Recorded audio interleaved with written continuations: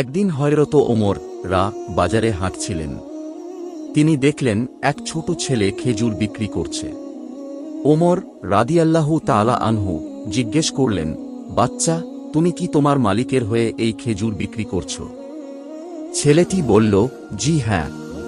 তিনি আবার জিজ্ঞেস করলেন, তুমি যদি এর থেকে কিছু খেজুর চুরি করে খাও তাহলে কি হবে? ছেলেটি বলল, আমার মালিক আমাকে মারবে। ওমর রাদিয়াল্লাহু তাআলা আনহু তখন চোখে পানি এনে বললেন, তুমি তোমার দুনিয়ার মালিককে ভয় করছো, অথচ আমরা আমাদের আখিরাতের মালিককে ভয় করি না। বার্তা: আল্লাহ সবকিছু দেখছেন, এমন বিশ্বাস যদি আমাদের হৃদয়ে জাগে তাহলে আমরা পাপ থেকে সহজেই দূরে থাকতে পারি। একদিন হযরত ওমর বাজারে হাঁটছিলেন। তিনি দেখলেন এক ছোট ছেলে খেজুর বিক্রি করছে।